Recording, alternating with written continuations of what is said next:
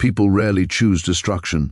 Most lives begin with careful, sensible hopes, to work hard, to love, to trust, to do the right thing. They follow the rules as they understand them, believing that effort will be rewarded and goodness will be met with fairness. Yet history is crowded with stories where those very intentions become the stones that lead somewhere dark. The path to hell, as the saying goes, is paved with good intentions. This story begins exactly that way, with a young woman trying to build a better life and believing, as many do, that love would make it safe. Lorena Gallo was born in 1970 in Buque, Ecuador, a town shaped not by catastrophe but by constraint. Nothing dramatic defined her childhood. Instead, it was narrowed slowly by necessity. Work mattered. Family mattered. Dreams were tolerated only if they did not interfere with survival. Girls learned early that adulthood arrived sooner for them, that endurance was a virtue, and that silence often carried less risk than honesty. Lorena was observant, quiet, and dutiful. She understood limits instinctively, how far money could stretch, how much could be said, when to step back. Education mattered, but it was not a guaranteed escape. What mattered more was contributing, helping, carrying weight without complaint. She learned to be useful before she learned to be free. The idea of the United States did not reach her as fantasy. It arrived as arithmetic, dollars converted to sucres, food on tables, rent paid, a way to lessen the burden on those she loved. By the late 1980s, the possibility hardened into resolve. When Lorena left Ecuador in 1989, there was no grand farewell, no speech, just a small suitcase, limited English, and the quiet understanding that she was trading familiarity for responsibility.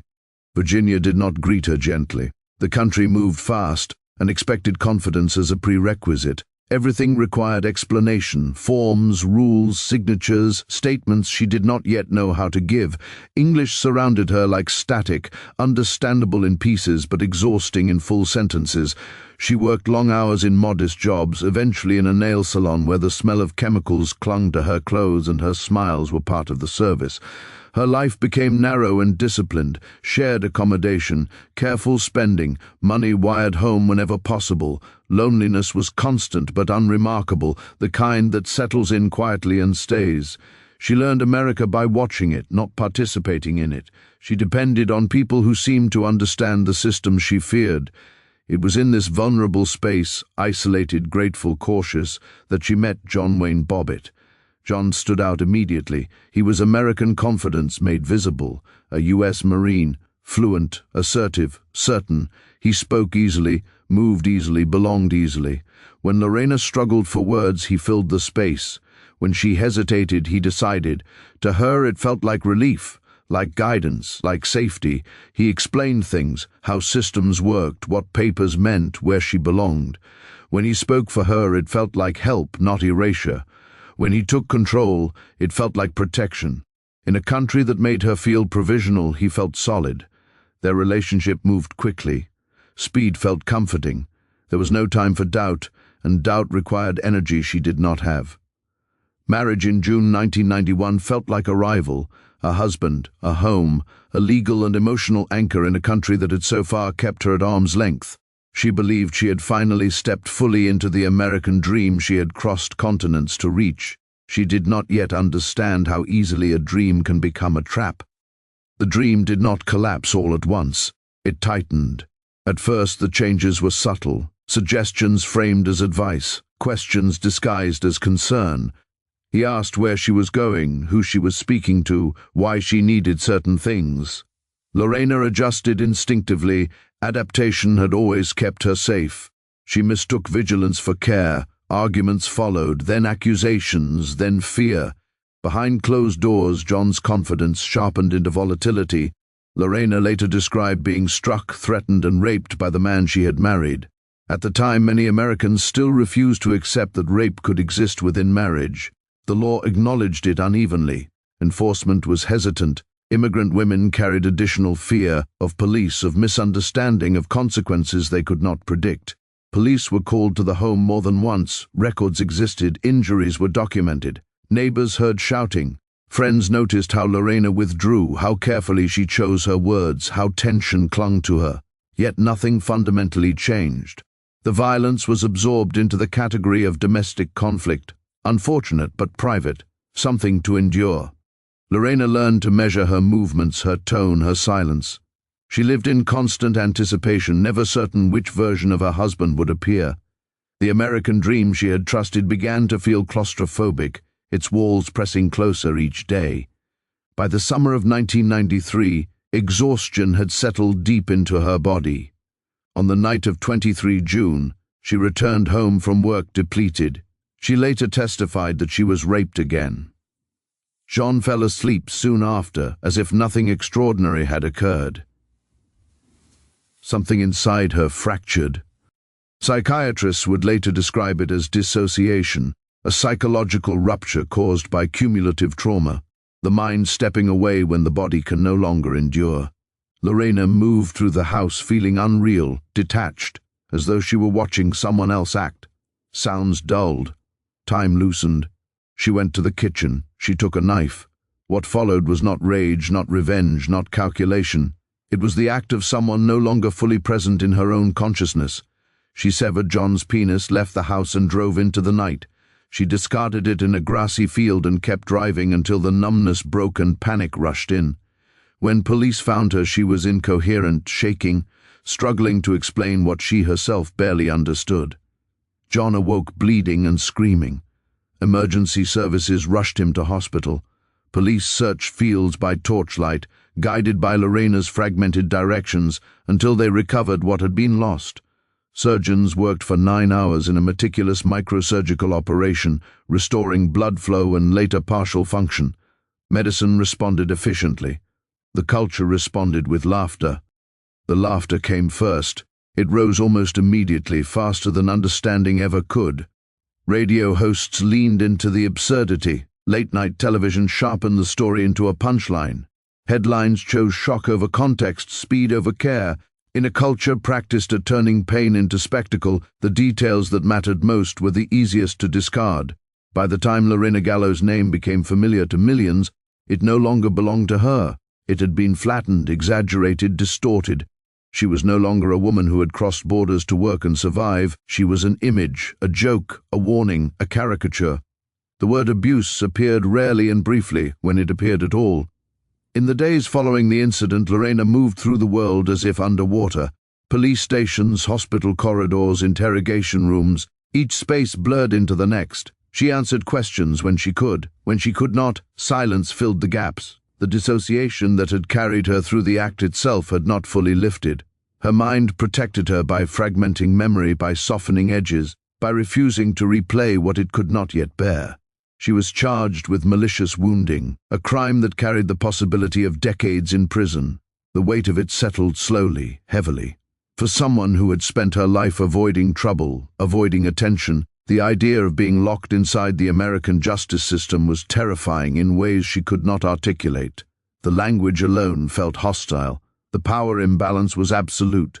Across town, in hospitals and studios and court filings, another narrative was taking shape, simpler, louder, easier to sell.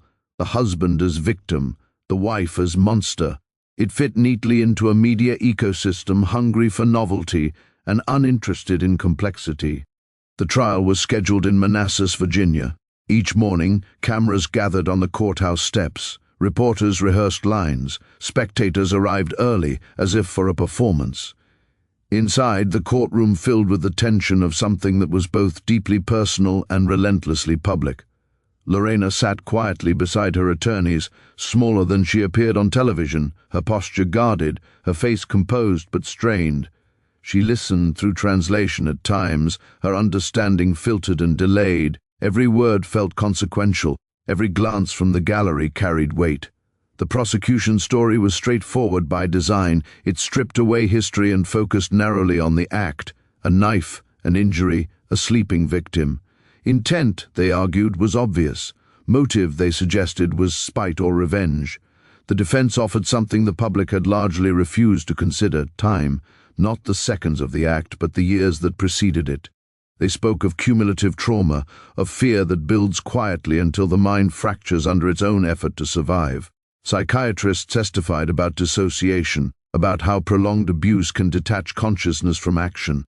They did not excuse what had happened, they explained it.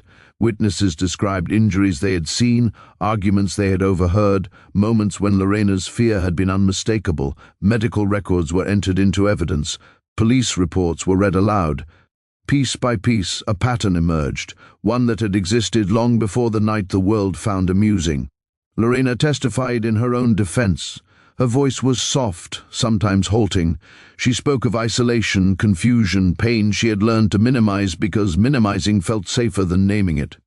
When she described the night itself, her words faltered. Memory did not unfold neatly. Trauma rarely does. Outside the courtroom, the commentary continued. Jokes sharpened, opinions hardened. The trial became less about justice and more about sides. When the jury retired to deliberate, the building held its breath. The verdict, not guilty by reason of temporary insanity, landed heavily. Lorena was ordered into psychiatric treatment rather than prison. For a brief moment, the system acknowledged cumulative trauma. A separate trial followed. Charges of marital sexual assault were brought against John. He was acquitted.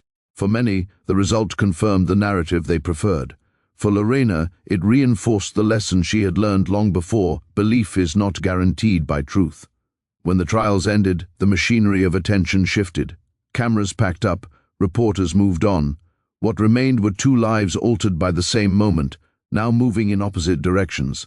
Lorena withdrew. She reclaimed her maiden name, Lorena Gallo. She avoided interviews. She declined offers. She did not explain herself to an audience that had never truly listened. She attended treatment, learned language for experiences she had survived without words, and rebuilt slowly, deliberately.